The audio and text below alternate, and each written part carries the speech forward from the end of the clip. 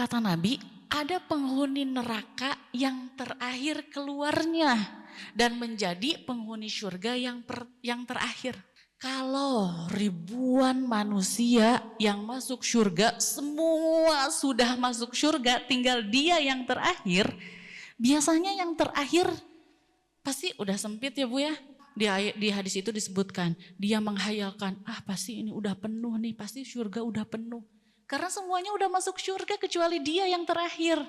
Tapi ternyata setelah dia masuk surga, fa inna laka, ternyata pas masuk surga itu masih kosong seluas langit dan bumi.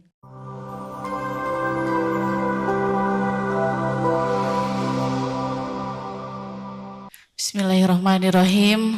Assalamualaikum warahmatullahi wabarakatuh. Rabbi syurahli sodri wa yassirli amri wahlul uqdatam min lisani yafqahu qawli. Innal hamdalillah nahmaduhu wa nasta'inuhu wa nastaghfiruh wa na'udzu billahi min syururi anfusina wa min sayyiati a'malina. May yahdihillahu fala mudhillalah wa may yudlilhu fala hadiyalah.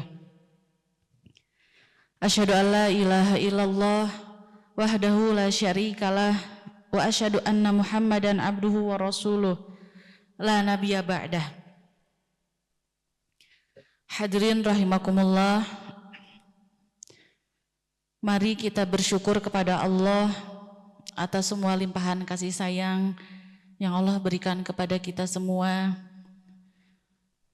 sehingga alhamdulillah kita semua bisa berkumpul di Masjid Al-Fath yang insya Allah banyak barokahnya untuk kita semua. Salawat dan salam marilah kita curah limpahkan kepada junjunan kita semua, tauladan kita semua, Nabi Muhammad Sallallahu Alaihi Wasallam.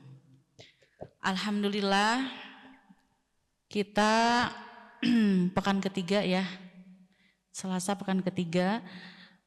Tema kajian kita hari ini yaitu kriteria para penghuni surga. Kriteria berarti ciri-ciri ya. Berbicara tentang surga, tentu surga menjadi cita-cita kita semua. Betul? Cita-cita kita semua, cita-cita para nabi, semuanya ingin sekali masuk surganya Allah Subhanahu wa Ta'ala. Maka karena cita-cita kita ingin surganya Allah, kita perlu tahu ciri-ciri yang disebutkan dalam Al-Quran itu seperti apa, agar kita nanti perlahan-lahan bisa berjuang mengikuti seperti yang disebutkan di dalam Al-Quran. Sekarang kita mulai buka surah Ali Imran ayat 133.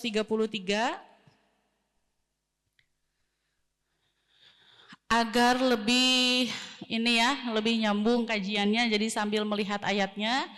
Yang sudah hafal alhamdulillah, yang belum hafal silahkan dibuka surah Ali Imran ayat 133 sampai 136.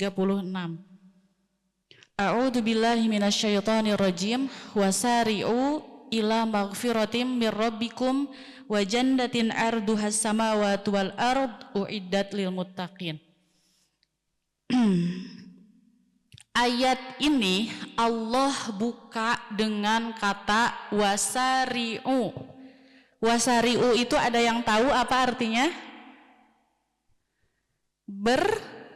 Bersegera. Wasari'u ila magfiratim birrabbikum, dan bersegeralah kalian menuju ampunan Allah. Kalau perintahnya bersegera, yang namanya bersegera itu jalan santai enggak? Jalannya santai atau enggak? Enggak. Allah setiap memerintahkan pada jalan kebaikan atau setiap berbicara tentang urusan akhirat itu pasti perintahnya cepet-cepet, bersegera, berlari, berlomba-lomba. Ya, seperti di Al-Hadi 21 ini ya, Al-Mutaffifin 26, Ad-Dzariyat 50 itu juga sama. Di situ sabiku ila maghfiratim mir rabbikum. Enggak ada yang disuruh nyantai, kalem lah, santai aja, enggak ada. Semua perintah menuju Allah itu bergegas, berlari, berlomba. Artinya yang namanya berlomba, kalau kita melihat orang lain mengerjakan kebaikan, yang namanya lomba, terus kita gimana? Sama-sama berlari. Jadi enggak santai, bukan tenang ya, kalau tenang harus tenang, santai aja gitu lama gitu. Tidak ada kemauan falyatana fasil mutanafisun, berlomba-lomba dalam kebaikan. Dalam ayat yang lain, fafirru ilallah, dan berlarilah menuju Allah. Itu Masya Allah, selalu perintahnya seperti itu. Untuk menuju ampunan Allah, kita tidak bisa berleha-leha, harus bersegera. Ya, wasari'u ila magfiratim mir rabbikum. Seperti ini kan kita harus bergegas menuju ampunan Allah. Artinya kebutuhan akan taubat itu perintah yang harus disegerakan. Setiap kita melakukan kesalahan, setiap kita melakukan dosa kepada Allah, kita harus segera bertaubat, gak bisa dinanti-nanti. Bahkan kata para ulama, kalau kita sudah melakukan keburukan, melakukan dosa, lalu tidak bersegera bertaubat, menunda taubatnya itu, kata para ulama, termasuk dosa tersendiri. Jadi contoh, kita melakukan dosa A, terus enggak segera bertaubat. Nah, tidak segera bertaubatnya ini dosa tersendiri. Berarti jadi double dosanya. Karena taubat itu perintahnya wasari'u, harus cepat-cepat. Itu Masya Allah. Ya, sampai seperti itu. Ila magfiratim mir rabbikum. Wa jannatin arduhas samawati wal ard. Kita harus bersegera itu selain pada ampunan Allah, juga harus bersegera pada syurganya Allah. Wa jannatin arduhas samawati wal ard. Syurga yang luasnya itu seluas langit dan bumi.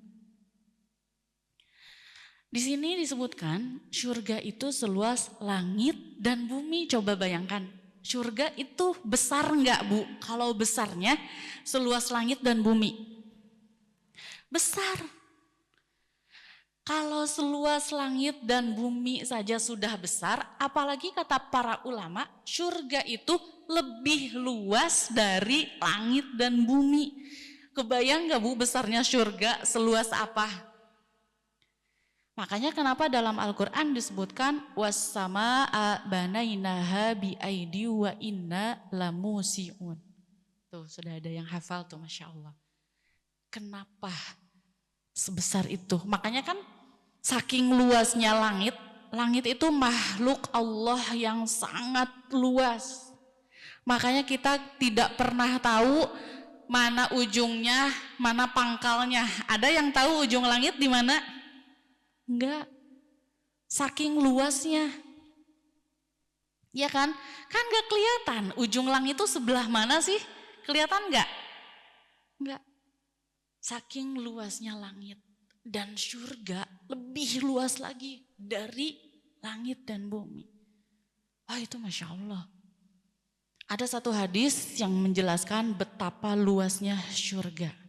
Hadis dari Nabi Muhammad. Kata Nabi Muhammad, wa inni la'a'lamu akhiru ahlin nar khurujan minha. Kata Nabi Muhammad, aku melihat ada penghuni neraka yang terakhir dikeluarkannya dari neraka itu. Jadi Ibu, orang beriman, sekalipun kita beriman, tetapi kalau kita meninggal dunia dan masih ada dosa-dosa yang belum terampuni, itu harus mampir dulu ke neraka. Harus dicuci dulu di neraka sampai bersih. Kalau sudah bersih, baru diangkat, baru dipindahkan ke surga. Naudzubillah ya Bu ya, meskipun nanti akhirnya ke surga, tentu kita tidak ingin mampir dulu ke neraka. Betul Bu? Walaupun orang beriman itu sudah pasti masuk surga semuanya. Nah, di hadis ini kata Nabi, ada penghuni neraka yang terakhir keluarnya. Wa akhiru ahlil jannah dukhulan, dan menjadi penghuni surga yang terakhir. Masuk ke surganya itu terakhir. Coba kita bayangkan ya.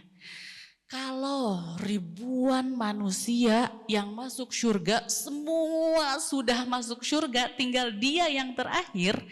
Biasanya yang terakhir pasti udah sempit ya Bu ya.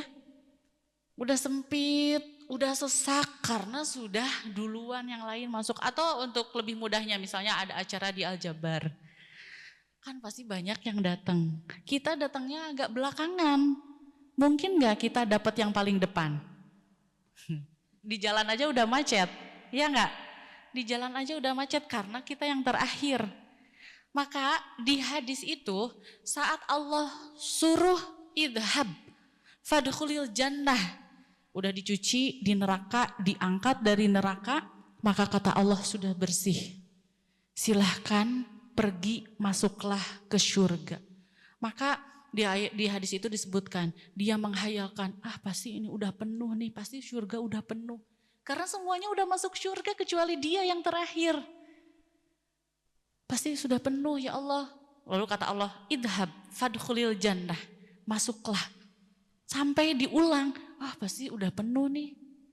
Tapi ternyata setelah dia masuk surga, fa inna laka asyratu kadunya. Ternyata pas masuk surga itu masih kosong seluas langit dan bumi. Padahal itu yang terakhir. Kebayang gak? Yang terakhir masuk surga aja masih banyak space-nya, masih luas-luas langit dan bumi. Itu menggambarkan betapa luasnya surga. Beda dengan neraka, kalau neraka kan sempit. Ya, kalau neraka sempit. Terus kalau surga diperlihatkan, kalau neraka enggak. Kalau surga kan oleh orang-orang yang masih di luar tuh udah kelihatan, Masya Allah, pengen gitu. Terus lalu lalang para bidadari surga yang melayani itu kelihatan. Ada taman-taman surga tuh kelihatan dari luar. Kalau neraka enggak, kalau neraka mah ditutup. Yang terdengar hanya suara gelegar, api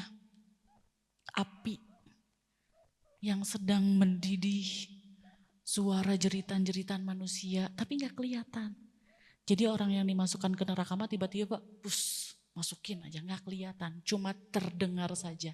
Itu di hadisnya dijelaskan seperti itu.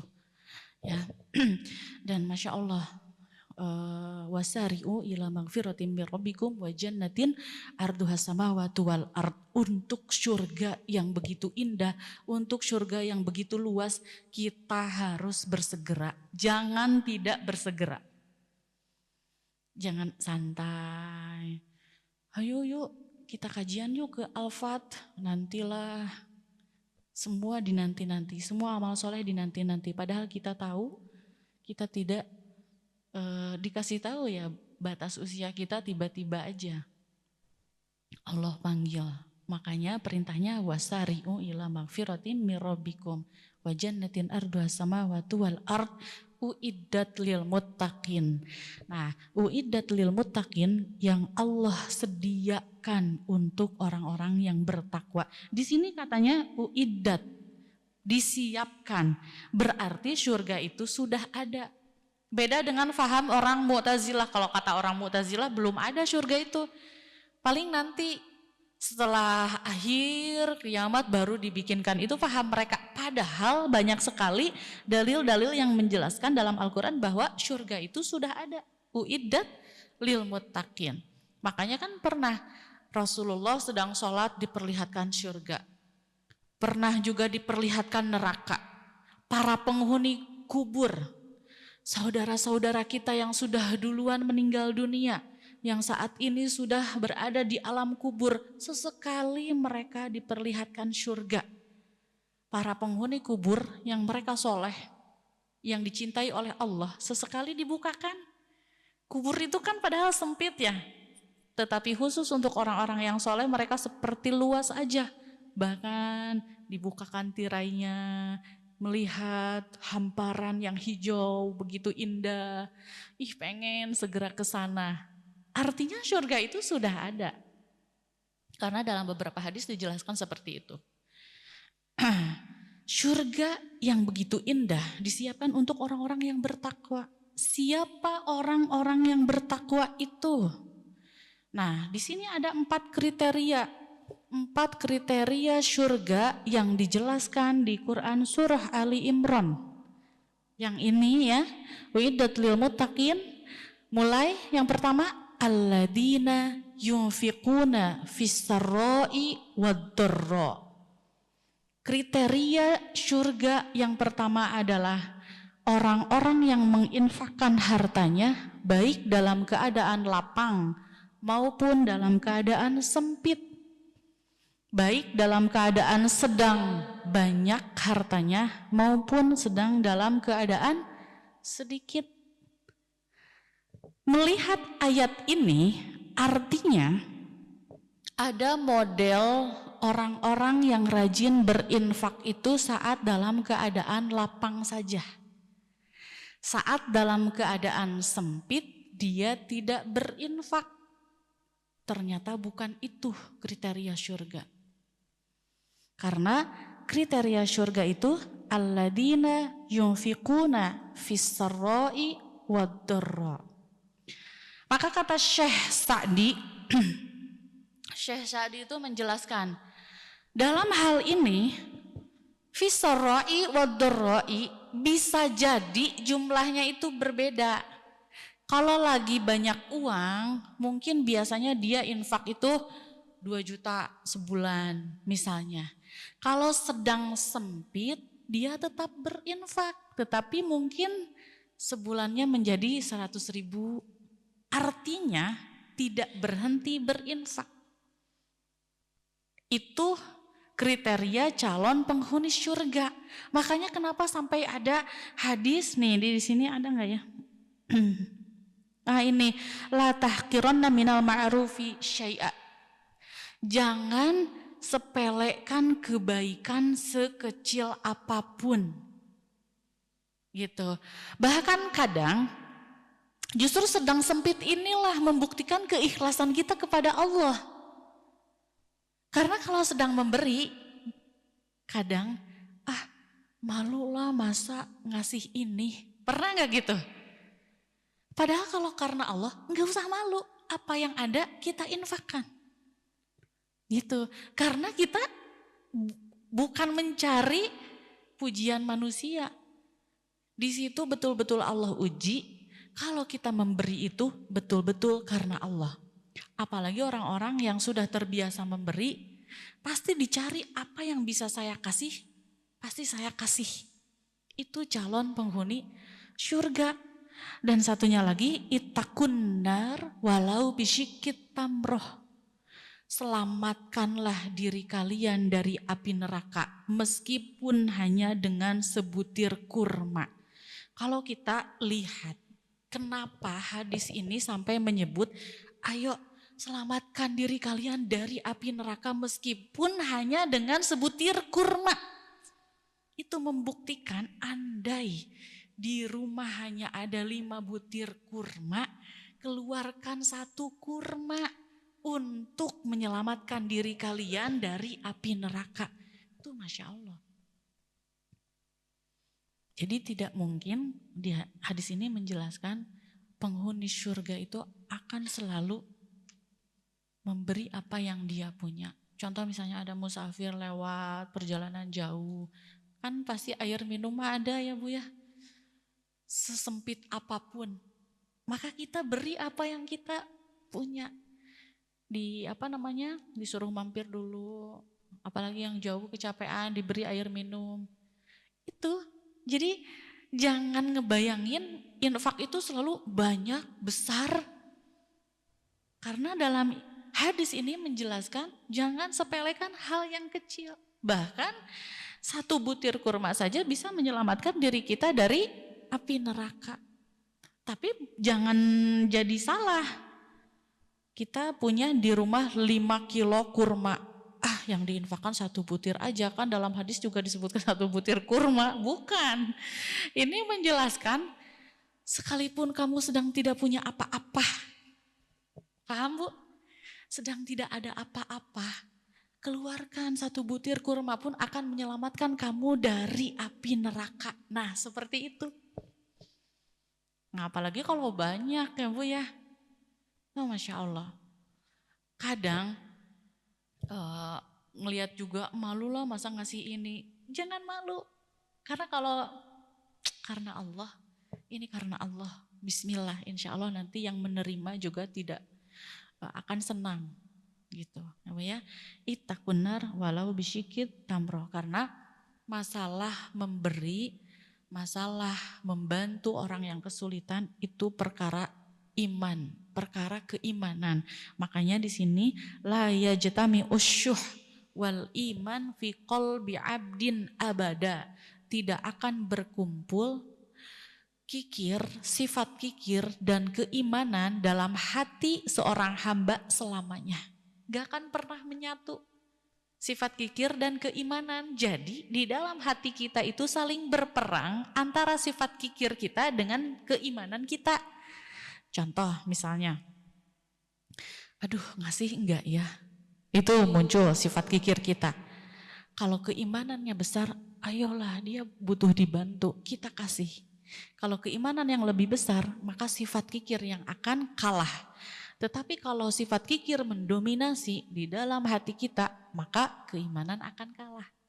Jadi saling berperang antara sifat kikir dan keimanan. Karena kata Nabi, la yajtami usyuh wal iman fi qalbi abdin abada. Tidak akan pernah menyatu.